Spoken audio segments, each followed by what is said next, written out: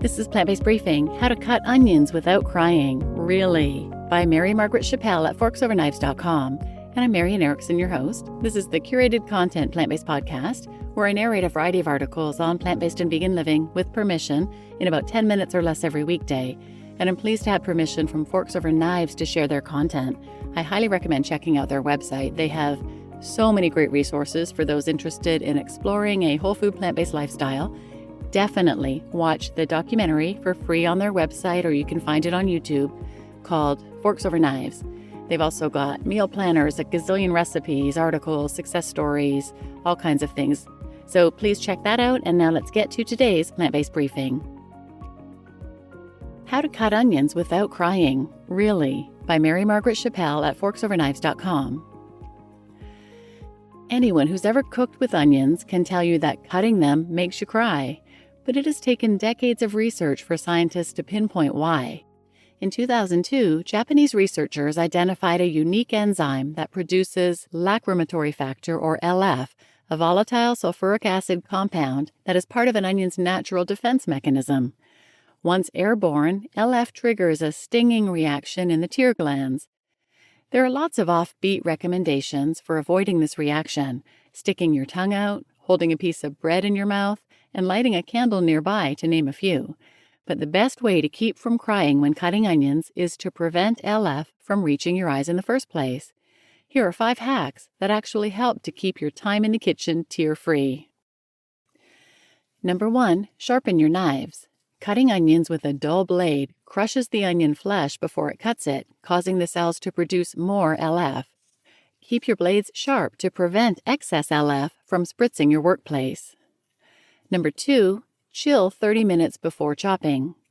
Cold temperatures slow down onions' volatile sulfur compounds so they won't reach your eyes as quickly, or at all. Don't store your onions in the fridge, though. Cold temperatures and moisture soften onions' flesh and make it more susceptible to mold. 3, wear goggles. If you're highly sensitive to onions' irritant properties, this is the route to go. Goggles seal off your eyes from tear-inducing molecules released when an onion is cut. You can buy specialty onion goggles linked here, but a pair of swimming or safety goggles works as well. 4, ventilate your work area. Turn on an exhaust fan, open a nearby window, or take the onions and cutting board outside. The circulating air whisks away airborne irritants before they reach your tear ducts. And number 5, keep the root end intact. This is good advice in general because the root end holds an onion's layers in place while you slice or chop.